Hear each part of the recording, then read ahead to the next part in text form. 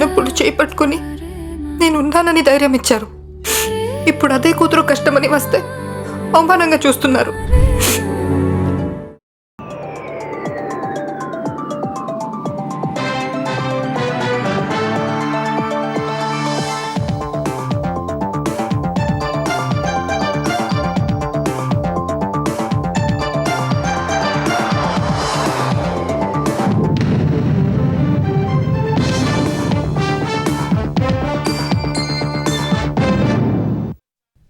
నమస్కారం, ఈటీవీ న్యూస్కి స్వాగతం. ముందుగా ముఖ్యాంశాలు. నేడు తెలంగాణ మంత్రివర్గ సమావేశం. ఇందిరమ్మ కుటుంబ బీమాపై నిర్ణయం తీసుకునే అవకాశం. కొత్త పింఛన్ల పంపిణీపై చర్చించే సూచనలు. నేడు యాదాద్రిలో ముఖ్యమంత్రి రేవంత్ రెడ్డి పర్యటన. 100 కోట్ల విలువైన పనులకు శంకుస్థాపన. సామాన్య భక్తులకు ఇబ్బంది లేకుండా ఏర్పాట్లు.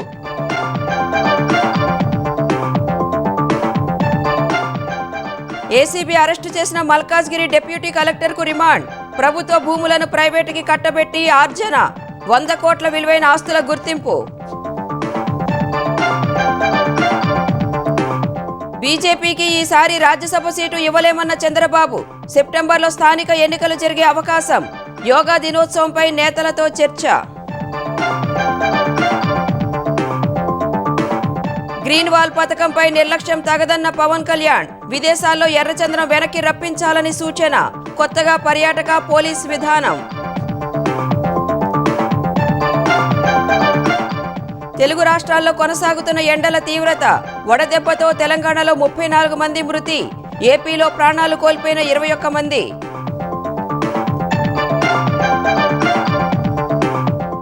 మహారాష్ట్రలో బీడీ ఆకుల కోసం వెళ్లిన మహిళలపై పులి దాడి. తీవ్ర గాయాలతో 4 మృతి. వన్యమృగాన్ని బంధించేందుకు యత్నాలు. అమెరికా నిఘా సంస్థ డైరెక్టర్ పదవికి తులసి గబార్డ్ రాజీనామా. భర్త అనారోగ్యమే కారణమని వెల్లడి. గొప్పగా పనిచేశారని ట్రంప్ కితాబు.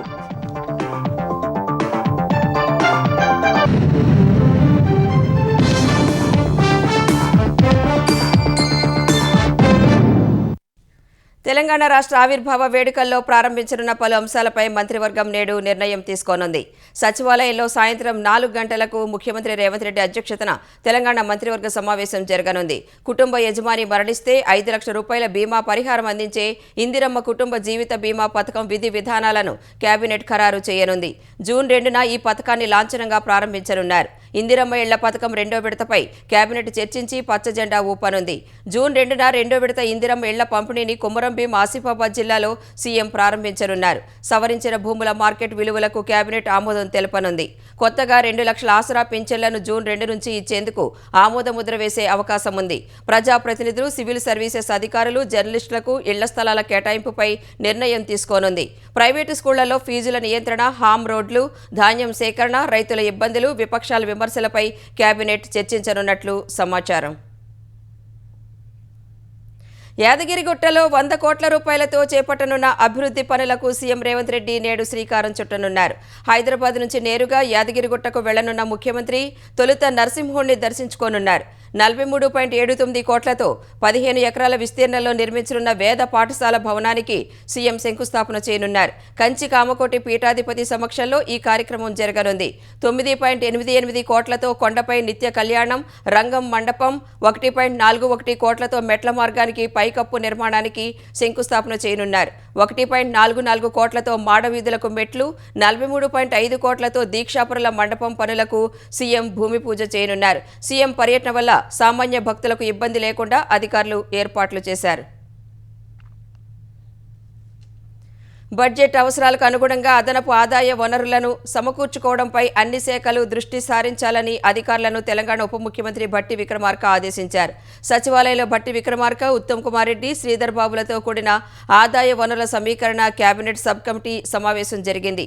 ఈ నెల 28 నుంచి సవరించిన భూముల మార్కెట్ విలువలు అమల్లోకి రానున్నట్లు మంత్రులకు అధికారులు వివరించారు. రిజిస్ట్రేషన్ల శాఖ ఆదాయం గణనీయంగా పెరిగే అవకాశం ఉందన్నారు. హిల్ట్ పాలసీ విధి విధానాలు సిద్ధమయ్యాయని, త్వరలోనే ఉత్తర్వులు వెలువడతాయని చెప్పారు. బడ్జెట్ అంచనాలకు అనుగుణంగా నిధుల సమీకరణ జరగాలని భట్టి విక్రమార్క స్పష్టం చేశారు. ఖజానాకు గండి కొడుతున్న అక్రమార్కులపై కఠిన చర్యలు తీసుకోవాలని మంత్రి ఉత్తమ్ కుమార్ రెడ్డి అధికారులను ఆదేశించారు. అవినీతి నిరోధక చట్టం కింద ఏసీబీ అరెస్టు చేసిన Medchal Malkajgiri special grade deputy collector Vamshi Mohan ప్రభుత్వ భూముల్ని ప్రైవేటు పరం చేసి అక్రమంగా ఆర్జించినట్లు ఆరోపణలు ఎదుర్కొంటున్నారు. పనిచేసిన చోటల్లా వివాదాస్పద నిర్ణయాలు తీసుకున్న వంశీ 100 కోట్ల రూపాయలకు పైనే ఆస్తులు కూడబెట్టినట్లు అంచనా వేస్తున్నారు. అతడి వెనుక రియల్ ఎస్టేట్ ప్రముఖుల హస్తం ఉన్నట్లు భావిస్తున్నారు. ఏసీబీ తనిఖీలు చేస్తుందనే అంచనాలతో అతడు ముందే జాగ్రత్త పడినట్లు సమాచారం. తెలంగాణ అవినీతి నిరోధక శాఖ ఏసీబీ అధికారులకు మరో అవినీతి తిమింగలం చిక్కింది. ప్రభుత్వ భూముల్ని ప్రైవేటు పరం చేసి అక్రమ సంపాదనతో కోట్లు కూడబెట్టిన Medchal Malkajgiri special grade deputy collector Marri వంశీమోహన్పై ఏసీబీ అధికారులు ఆదాయానికి మించిన ఆస్తుల కేసు నమోదు చేశారు.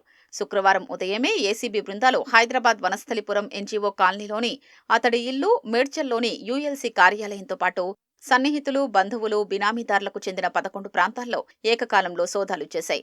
గుంటూరులోని అతడి మామ ఇంట్లోనూ సోదాలు జరిగాయి.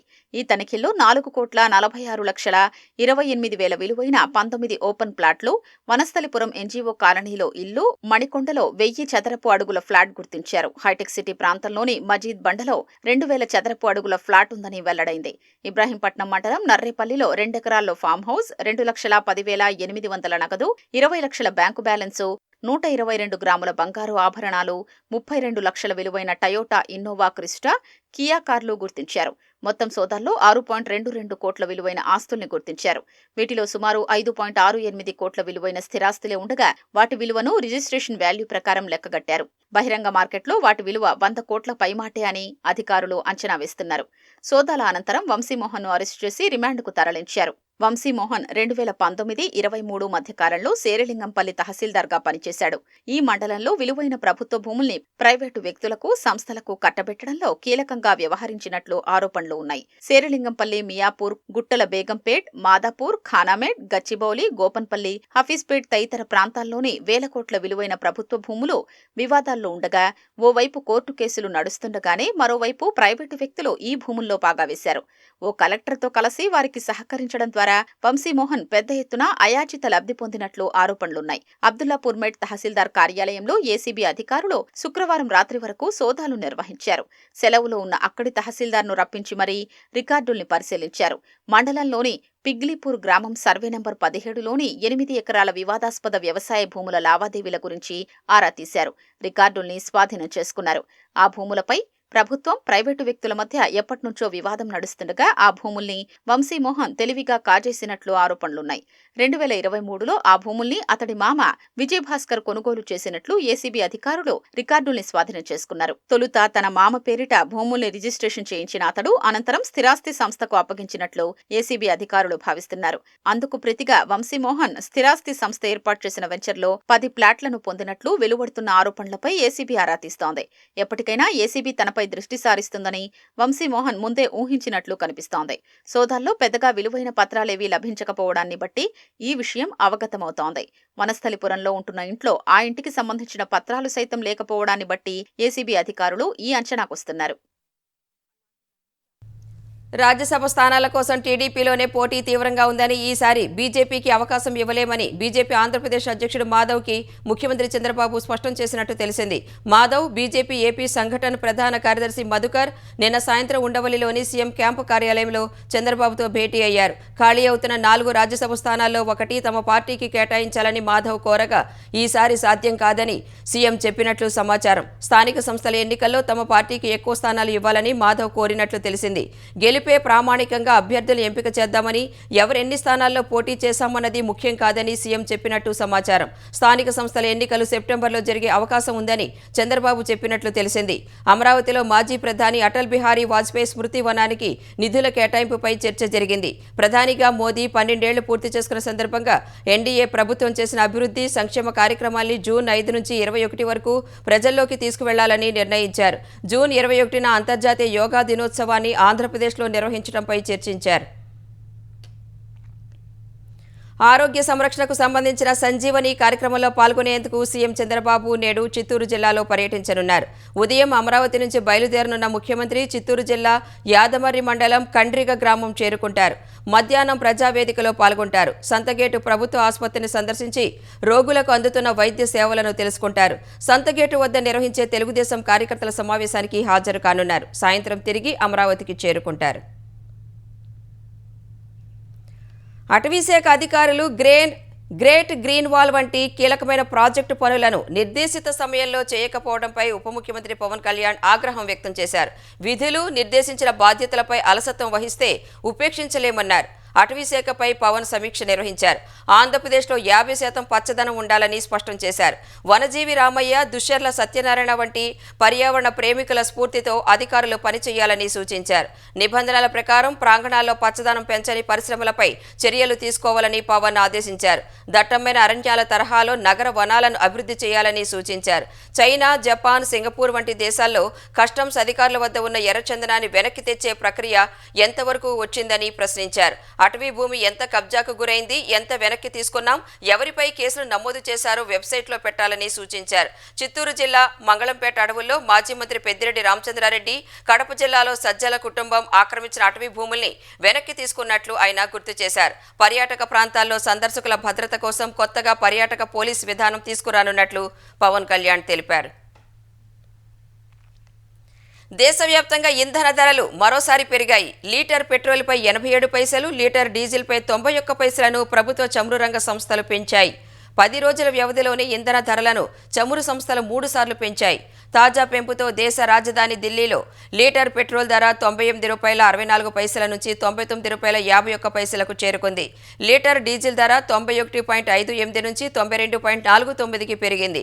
కేవలం వారం వ్యవధిలోనే పెట్రోల్, డీజిల్ ధరలు లీటర్కు దాదాపు ₹5 వరకు పెరిగాయి. పశ్చిమాసియా ఉద్రిక్తతలతో చమురు సరఫరాకు ఆటంకం ఏర్పడి అంతర్జాతీయ మార్కెట్లో ఇంధన ధరలు ఆకాశాన్నంటాయి. ఫలితంగా దేశంలో పెట్రోల్, డీజిల్ ధరలను చమురు సంస్థలు క్రమంగా పెంచుతున్నాయి. 4 రోజుల పర్యటన కోసం అమెరికా విదేశాంగ మంత్రి మార్కో రూబియో భారత్ చేరుకున్నారు. గతేడాది కాలంగా భారత్, అమెరికా మధ్య నెలకొన్న దౌత్యపరమైన ఉద్రిక్తతలను చక్కదిద్దే దిశగా ఆయన పర్యటన సాగనుంది. తొలుత కోల్కతాలో పర్యటించనున్న రూబియో అక్కడ ఓ కార్యక్రమంలో పాల్గొంటారు. అనంతరం ఢిల్లీ వెళ్లి ప్రధాని నరేంద్ర మోదీతో భేటీ కానున్నారు. రేపు విదేశాంగ మంత్రి ఎస్ జయశంకర్తో రూబియో ద్వైపాక్షిక చర్చలు జరపనున్నారు. పెట్టుబడులు, ఇంధనం, వాణిజ్యం, క్రిటికల్ టెక్నాలజీ వంటి అంశాలపై వారిద్దరూ ప్రధానంగా చర్చించే అవకాశం ఉందని తెలిసింది. ద్వైపాక్షిక సంబంధాల బలోపేతంపైన చర్చలు జరపనున్నారు. పశ్చిమాసియా ఉద్రిక్తతలు, ఇంధన సరఫరాలో ఆటంకాలు చర్చకు వచ్చే అవకాశం ఉంది.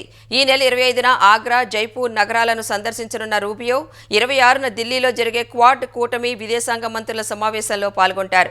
భారత్ తమకు అత్యంత కీలకమైన భాగస్వామి అని రూబియో అన్నారు. తన పర్యటనకు ఎంతో ప్రాధాన్యత ఉందని తెలిపారు. అమెరికా నిఘా విభాగం డైరెక్టర్ తులసి గబార్డ్ తన పదవికి రాజీనామా చేశారు. ఈ మేరకు ఆమె సామాజిక మాధ్యమం ఎక్స్లో వెల్లడించారు. తన భర్త బోన్ క్యాన్సర్తో బాధపడుతున్నారని, ఆయనకు తోడుగా ఉండేందుకు ఈ నిర్ణయం తీసుకున్నట్లు తెలిపారు. తన రాజీనామా వచ్చే నెల 30 నుంచి అమల్లోకి వస్తుందని రాసుకొచ్చారు. ట్రంప్ రెండోసారి అధికారంలోకి వచ్చాక ఆయన కేబినెట్ నుంచి గబార్డ్ సహా 4 కీలక అధికారులు తమ పదవులకు రాజీనామా చేశారు. ఇరాన్పై ట్రంప్ అనుసరిస్తున్న విధానాన్ని గబార్డ్ వ్యతిరేకించినట్లు గతంలో వార్తలు వచ్చాయి. గతంలో డెమోక్రటిక్ పార్టీ తరపున అమెరికా చట్టసభ కాంగ్రెస్లో ప్రాతినిధ్యం వహించిన ఆమె తొలి నుంచి విదేశాలతో యుద్ధాలను వ్యతిరేకించేవారు. ట్రంప్ ప్రకటనలకు విరుద్ధంగా ఇరాన్ తన అణు కేంద్రాలను పునరుద్ధరించడం లేదని తులసి గబార్డ్ సెనేట్కు చెందిన నిఘా కమిటీకి తెలిపారు. తులసి రాజీనామాపై స్పందించిన అమెరికా అధ్యక్షుడు డొనాల్డ్ ట్రంప్ నిఘా విభాగం డైరెక్టర్గా ఆమె గొప్ప సేవలు అందించారని కొనియాడారు. గబార్డ్ భర్త అబ్రహం క్యాన్సర్ను జయించాలని ఆకాంక్షించారు. ప్రిన్సిపల్ డిప్యూటీ డైరెక్టర్ ఆరోన్ లూకాస్ నిఘా విభాగం తాత్కాలిక డైరెక్టర్గా వ్యవహరిస్తారని ట్రంప్ తెలిపారు. భానుడి ప్రతాపానికి తెలుగు రాష్ట్రాల్లో నిప్పుల వాన కురుస్తున్నట్లుగా పరిస్థితి తయారైంది. తెలంగాణలో రెండో రోజు 244 మండలాల్లో వడగాలులు వీచాయి. 16 జిల్లాల్లో 46.2 డిగ్రీలకు పైన ఉష్ణోగ్రతలు నమోదయ్యాయి.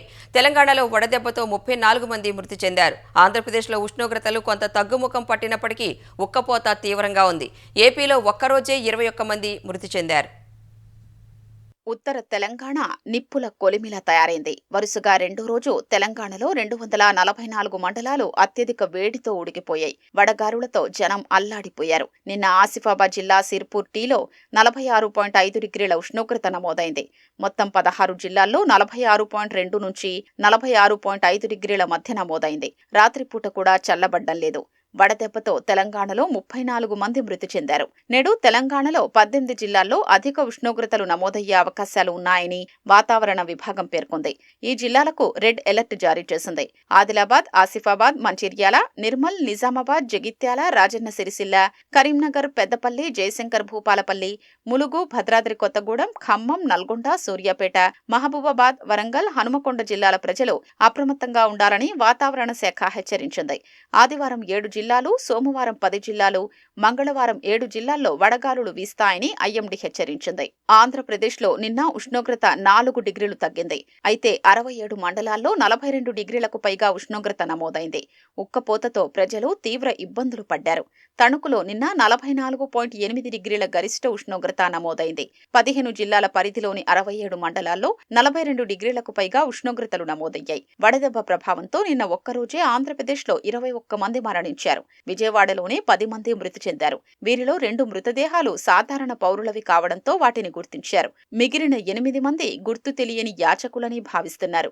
ఎండల తీవ్రత బుధవారం వరకు ఉండొచ్చని విపత్తుల నిర్వహణ సంస్థ తెలిపింది. కోస్తాంధ్రలోని అనేక చోట్ల నేడు 46 నుంచి 48 డిగ్రీల మధ్య ఉష్ణోగ్రతలు నమోదయ్యే అవకాశం ఉంది. పోలవరం, కాకినాడ, కోనసీమ, తూర్పుగోదావరి, పశ్చిమ గోదావరి, ఏలూరు, కృష్ణా, గుంటూరు, ఎన్టీఆర్, బాపట్ల, పల్నాడు, మార్కాపురం, ప్రకాశం, నెల్లూరు జిల్లాల్లో ఈ ప్రభావం ఉండొచ్చని విపత్తుల నిర్వహణ సంస్థ తెలిపింది. అల్లూరి సీతారామరాజు, అనకాపల్లి జిల్లాల్లో కొన్ని చోట్ల 43 నుంచి 45 డిగ్రీల వరకు నమోదయ్యే అవకాశం ఉంది. ద్రోణి ప్రభావంతో నేడు కర్నూలు, నంద్యాల, అనంతపురం, శ్రీ సత్యసాయి, వైఎస్ఆర్ కడప, చిత్తూరు జిల్లాల్లో అక్కడక్కడా పిడుగులతో కూడిన తేలికపాటి నుంచి మోస్తరు వర్షాలు కురిసే అవకాశం ఉందని విపత్తుల నిర్వహణ సంస్థ తెలిపింది. ఎండల తీవ్రత దృష్ట్యా అధికార యంత్రాంగం నిరంతరం అప్రమత్తంగా ఉండాలని, ప్రజలను రక్షించేందుకు తక్షణ చర్యలు చేపట్టాలని ముఖ్యమంత్రి చంద్రబాబు ఆదేశించారు. ఎండల తీవ్రత మరీ ఎక్కువగా ఉన్న ప్రాంతాల్లో పరిస్థితులను బట్టి స్థానికంగా సెలవులు ప్రకటించాలని దిశానిర్దేశం చేశారు. ఆంధ్రప్రదేశ్లో టారెత్తిస్తున్న ఎండలపై ముఖ్యమంత్రి చంద్రబాబు అత్యవసర సమీక్ష నిర్వహించారు. ఎల్నినో కారణంగా వేడిగాలుల తీవ్రత గణనీయంగా పెరిగిందని సీఎంకి అధికారులు తెలిపారు. ఎండ వేడిమి నుంచి ఉపశమనం పొందేలా ప్రజలు ఎక్కువగా తిరిగే చోట్ల చల్లటి తాగునీరు, మజ్జిగ, ఓఆర్ఎస్ ప్యాకెట్లను అందుబాటులో ఉంచాలని సీఎం ఆదేశించారు. వడగాలుల నుంచి ఎలా రక్షించుకోవాలో ప్రజలకు అవగాహన కల్పించేందుకు కలెక్టర్లు మీడియా సమావేశాలు నిర్వహించాలని సూచించారు. సామాజిక మాధ్యమాల ద్వారా నిరంతరం సమాచారాన్ని చేరవేయాలని స్పష్టం చేశారు. ఉదయం 11 నుంచి సాయంత్రం 4 గంటల వరకు గర్భిణీలు, వృద్ధులు, ప్రజలు బయటకు రావద్దని చంద్రబాబు సూచించారు. ఎక్కడా తాగునీటి కొరత రాకుండా చూడాలన్నారు. పెట్టుబడుల సాధనే లక్ష్యంగా ముఖ్యమంత్రి చంద్రబాబు, మంత్రి లోకేష్ జూన్ 14 నుంచి 16 వరకు సింగపూర్లో పర్యటించనున్నారు. సింగపూర్ జాతీయ అభివృద్ధి మంత్రిత్వ శాఖ ఆహ్వానం మేరకు 10వ వరల్డ్ సిటీస్ సమ్మిట్లో వీరిద్దరూ పాల్గొంటారు. పెట్టుబడులను ఆకర్షించేందుకు అక్కడి పారిశ్రామికవేత్తలతో సమావేశాలు నిర్వహిస్తారు. ఆంధ్రప్రదేశ్లో ఎల్పీజీకి ప్రత్యామ్నాయంగా పైపుడు నేచురల్ గ్యాస్ పీఎన్జీ వినియోగాన్ని వేగవంతం చేయాలని ఏపీ పౌర సరఫరాల శాఖ మంత్రి నాదెండ్ల మనోహర్ అధికారులను, గ్యాస్ కంపెనీలను ఆదేశించారు. సచివాలయంలో పౌర సరఫరాల శాఖ అధికారులు, గ్యాస్ కంపెనీల ప్రతినిధులతో మంత్రి మనోహర్ సమీక్ష నిర్వహించారు. ఇంటింటికి పీఎన్జీ ప్రయోజనాలు, భద్రత, ఆర్థిక పొదుపును వివరించేందుకు డ్వాక్రా మహిళల్ని భాగస్వాములను చేస్తూ వారికి ప్రత్యేక ప్రోత్సాహకాలు అందించాలని నిర్ణయించారు. ఏపీలో అన్నదానం జరిగే అన్ని ప్రధాన ఆలయాల్లో పీఎన్జీ వాడకాన్ని తప్పనిసరి చేయాలని స్పష్టం చేశారు. అద్దె ఇళ్లలో నివాసం ఉండేవారికి పీఎన్జీ కనెక్షన్ నిబంధనలను సరళతరం చేయనున్నట్లు చెప్పారు. వారికి కూడా దీపం 2 పథకం కింద ఏటా 2400 రాయితీ సులభంగా అందేలా మార్గదర్శకాలు రూపొందించాలన్నారు. అపార్ట్మెంట్లు, నగరాల్లో కనెక్షన్ల ప్రక్రియను ముమ్మరం చేయాలని ఆదేశించారు. జవహర్ నగర్ డంపింగ్ యార్డ్ సమస్యను పరిష్కరించాల్సిన బాధ్యత ముఖ్యమంత్రి రేవంత్ రెడ్డిపై ఉందని మల్కాజ్గిరి పార్లమెంటు సభ్యులు ఈటెల రాజేందర్ అన్నారు. డంపింగ్ యార్డు కారణంగా కొన్నేళ్లుగా మల్కాజ్గిరి పార్లమెంటు పరిధిలో ప్రజలు తీవ్ర ఇబ్బందులు ఎదుర్కొంటున్నారని ఎంపీ అన్నారు. సికింద్రాబాద్లోని జవహర్ నగర్ డంపింగ్ యార్డును కమిషనర్ వినయ్ కృష్ణారెడ్డి అధికారులతో కలిసి ఎంపీ రాజేందర్ పరిశీలించారు. ఈ విషయం గురించి ఇటీవల అఖిలపక్ష నేతలతో కలిసి ముఖ్యమంత్రి రేవంత్ రెడ్డికి వినతి పత్రాన్ని అందించినట్లు ఆయన తెలిపారు. రాష్ట్ర ప్రభుత్వం రామ్జీతో అగ్రిమెంట్ చేసేటప్పుడు వాసన రాదని, పొల్యూషన్ ఉండదని, ఎకలాజికల్ బ్యాలెన్స్ ఎక్కడ కూడా దెబ్బ తినదని, మానవ ఆరోగ్యానికి ఎక్కడ కూడా హాని జరగదని చెప్పి హామీలు ఇచ్చింది. కానీ 15 సంవత్సరాల కాలంలో రోజుకు 10,000 మెట్రిక్ టన్నుల చెత్త ఇవాళ వస్తా ఉంది. చెత్తను ఆపరేట్ చేయడంలో, చెప్పిన కండిషన్స్ అమలు చేయడంలో పూర్తిగా విఫలమైనట్టుగా కనపడతా ఉంది. ప్రపంచంలో ఎక్కడ ఏ గొప్ప టెక్నాలజీ అయితే ఉందో అడాప్ట్ చేసుకొని జీరో పొల్యూషన్ తో ఎకలాజికల్ బ్యాలెన్స్ దెబ్బతినకుండా, మానవ కళ్యాణానికి, మానవ ఆరోగ్యాన్ని దెబ్బతినకుండా చేయాలని చెప్పడం జరిగింది. ఇది పూర్తిగా అమలయ్యేంత వరకు కూడా వదిలిపెట్టే ప్రసక్తి లేదు. తిరుమల శ్రీవారి దర్శనానికి భక్తులు పోటెత్తుతున్నారు. వారం రోజులుగా దేవదేవుని దర్శనం కోసం వేలాది మంది భక్తులు రావడంతో క్యూ కాంప్లెక్స్లు నిండిపోయాయి. విద్యార్థులకు వేసవి సెలవులు ఉండటంతో శ్రీవారి దర్శనానికి భారీగా తరలి వస్తున్నారు. గత శుక్రవారం నుంచి నిన్నటి వరకు సుమారు 6 లక్షల మంది స్వామిని దర్శించుకున్నారు. వేసవి రద్దీని ముందుగా అంచనా వేసిన టీటీడీ అధికారులు తిరుపతి జిల్లా యంత్రాంగాన్ని అనుసంధానం చేశారు. తోపులాటలు, ట్రాఫిక్ నేరాలకు తావు లేకుండా పోలీస్ సిబ్బందిని నియమించారు. తిరుమలలో క్యూలైన్, క్యూ కాంప్లెక్స్ భద్రతా వ్యవస్థలను నిరంతరం పరిశీలిస్తున్నట్లు టీటీడీ అదనపు ఈవో వెంకయ్య చౌదరి తెలిపారు. ఎస్పీతో కలిసి క్యూలైన్లు, అన్నప్రసాదాల తయారీ కేంద్రాలను ఆయన తనిఖీ చేశారు. సామాజిక మాధ్యమాల్లో వచ్చే వదంతులను నమ్మవద్దని కోరారు. ఇక్కడ కూడా ఏ రకమైన ఇబ్బంది లేకుండా అందరూ కూడా బ్రేక్ఫాస్ట్, లంచ్, డిన్నర్తో పాటు క్యూ లైన్లో వెయిట్ చేస్తున్న వాళ్ళకి హాట్ బెవరేజెస్ కూడా ఎప్పటికప్పుడు ఇవ్వడం జరుగుతుంది. 24 అవర్స్ కూడా షిఫ్ట్లు వారీగా అన్ని డిపార్ట్మెంట్లు కూడా పనిచేయడం జరుగుతుంది. కోఆర్డినేషన్ తోటి కూడా ఎప్పటికప్పుడే సెట్ కాన్ఫరెన్స్ ద్వారా, అలానే మొబైల్ కాన్ఫరెన్స్ ద్వారా కమ్యూనికేషన్ సిస్టమ్ చాలా పకడ్బందీగా చేశారు. వాటర్ డిస్ట్రిబ్యూషన్ చాలా పకడ్బందీగా చేశారు. అలానే శ్రీవారి సేవకులు కూడా చాలా అడిషనల్ గా డిప్లాయ్ చేసి క్యూ లైన్ ఉన్నంతసేపు వాళ్ళు కూడా సేవ చేయడం వలన సేవలో ఏ రకమైన నాణ్యత తగ్గకుండా కూడా చూడటం జరుగుతుంది. మహారాష్ట్రలోని చంద్రపూర్ జిల్లాలో విషాదం చోటు చేసుకుంది. అడవిలో బీడీ ఆకుల సేకరణకు వెళ్లిన మహిళలపై పులి చేసిన దాడిలో 4 మృతి చెందారు. గుంజేవాహి గ్రామానికి చెందిన 10 నుంచి 13 మంది మహిళలు బీడీ ఆకుల సేకరణ కోసం అడవిలోకి వెళ్లారని అధికారులు తెలిపారు. బీడీ ఆకులు సేకరిస్తుండగా హఠాత్తుగా పులి దాడి చేసిందని చెప్పారు. ఈ దాడిలో 4 మహిళలు అక్కడికక్కడే మృతి చెందారని వివరించారు. మిగతా వారు ప్రాణభయంతో పరుగులు తీశారని వెల్లడించారు. చంద్రపూర్ సర్కిల్ అటవీ సంరక్షణ అధికారి ఆర్ఎం రామానుజన్ ఘటనాస్థలిని పరిశీలించారు. పులి కదలికలను గుర్తించేందుకు 30 కెమెరా ట్రాప్లు, 33 లైవ్ కెమెరాలను ఏర్పాటు చేశారు. ప్రత్యేక బృందాలతో గస్తీని పెంచారు. ప్రస్తుతానికి ఆ ప్రాంతంలో బీడీ ఆకుల సేకరణను అటవీశాఖ అధికారులు నిలిపివేశారు. మృతుల కుటుంబాలకు తక్షణ సాయంగా 25,000 చొప్పున ఎక్స్గ్రేషియా అందజేశామని ఓ అధికారి తెలిపారు. లౌడ్ స్పీకర్ల ద్వారా పులుల సంచారంపై గ్రామస్తులకు అవగాహన కల్పిస్తామని చెప్పారు. రిజర్వేషన్లపై సుప్రీంకోర్టు కీలక వ్యాఖ్యలు చేసింది. తల్లిదండ్రులిద్దరూ ఐఏఎస్లైతే వారి పిల్లలకు రిజర్వేషన్ ఎందుకని ప్రశ్నించింది. పరిస్థితులు ఇలాగే కొనసాగితే రిజర్వేషన్ల నుంచి ఎప్పటికీ బయటపడలేమని వ్యాఖ్యానించింది. తల్లిదండ్రులిద్దరూ కర్ణాటక ప్రభుత్వ ఉద్యోగులు కావడంతో క్రీమీ లేయర్ ఆధారంగా తనకు రిజర్వేషన్ నిరాకరించడాన్ని సవాలు చేస్తూ ఓ వ్యక్తి దాఖలు చేసిన పిటిషన్పై జస్టిస్ బివి నాగరత్న నేతృత్వంలోని ధర్మాసనం విచారణ చేపట్టింది.